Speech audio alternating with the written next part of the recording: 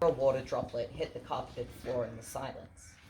It was that kind of hushed quiet that stemmed from fear, that kind of quiet of a prey animal, buried in the brush and hoping the stalking predator doesn't hear its stifled breath. The soft susurrus of fabric accompanied the muffled footsteps as the tall man, his face shrouded beneath a mask and hood, stepped closer to the counter. It's not hard to work out. His voice was measured, as though this were a common transaction for him. He placed the dark duffel bag on the counter, shoving it through the hole in the glass. The woman behind it pulled the bag towards her with sweaty, shaking hands. "As much as you have," the man said. The mask and hood obscured his face, but the teller could just make out his eyes. They fixed on her with an intensity that brooked no argument. The emptiness behind that gaze sent shivers down her spine in a way the gun in his hand never could. Still, she clutched the bag tightly and made no movement to fill it. "This glass is bulletproof," she said, her voice wavering in that way voices often do when their throats are closing up with terror, but they feel they must carry on regardless. "Is she bulletproof?" The man turned to look behind him.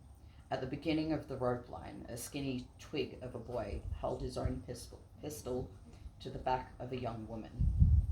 Her cheeks were streaked with silent tears, running scalding down her neck and seeping into the collar of her work blouse.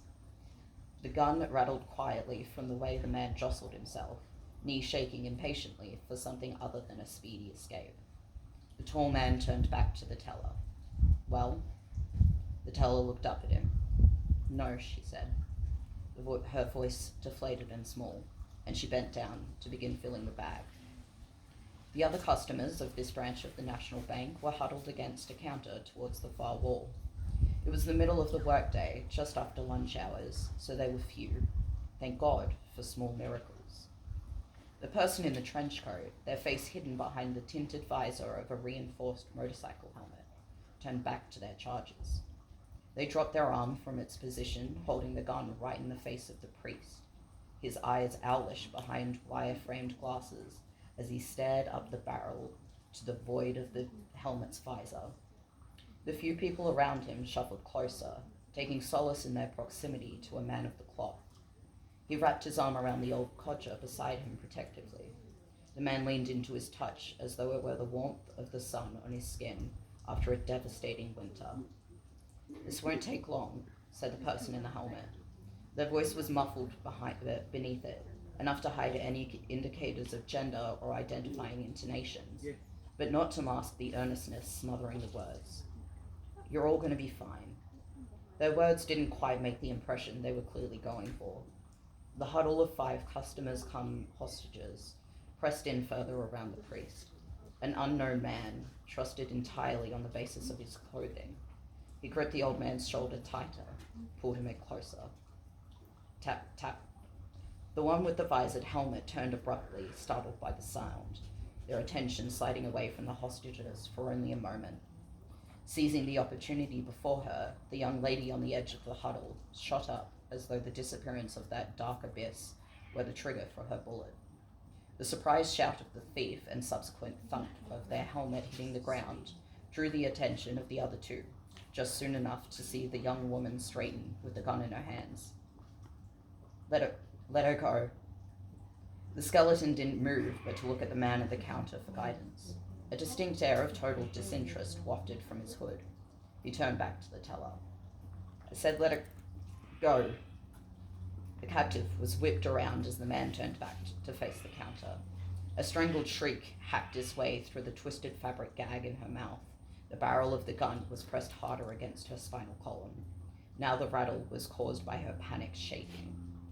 Helmet pushed themselves to their feet, breathing heavily.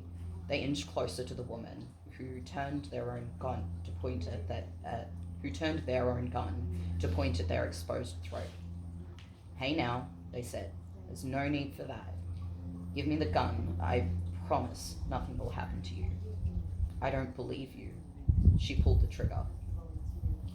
Before the insurrectionist could register the click of her empty barrel, a real shot burst through the quiet. It entered through the back of her neck and ripped its way out through her throat.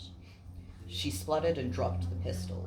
She reached up to feel the spot where her flesh rent open and exposed muscle, shattered bone, and severed arteries. She collapsed to the ground as her legs gave out. Her death would not come immediately, but police and medical services wouldn't be there for a good few minutes at best. She would feel her blood soaking into the bank's custom carpeting, choke on it as it filled her airways. The process would take the rest of her life. The screams took a moment to start. The sudden and unexpected confrontation with the violence of death often leads the brain to run slow in its attempt to stymie the image's transferal to long-term memory. It began with the person in the helmet, now splattered with flecks of thick blood coagulating on the sleek visor as they stumbled and caught themselves on the desk. The clatter broke through the catatonic reverie. The old man hoarsely let out a cry and scrambled to hide behind the broad priest. Other hostages curled up, making themselves as small and non-threatening as possible, praying to God that he may extend his infinite mercy to them, as he would most certainly do for his shepherd in whose shadow they cowered. Shit, the man at the counter swore, his gun still cooling. The teller stood frozen with the filled duffel in her hands, eyes fluttering as though undecided as to whether to close or continue to stare as the carpet darkened ever wider. A hand slipped under the glass, snatched the bag's handles, and ripped them from her grasp. Fucking go! The twig and the biker scattered, scrambling after the hood as he booked it to the back of the branch and tore open a fire door. It swung shut with a thunderous slam, and the burglars were gone. The hostages stayed in their positions as though the threat was still evident, bar the priest, who gingerly wrested the pistol from the dead woman's grip. He muttered a quiet prayer as he shut her eyes. The fire door did little but click as he closed it behind him.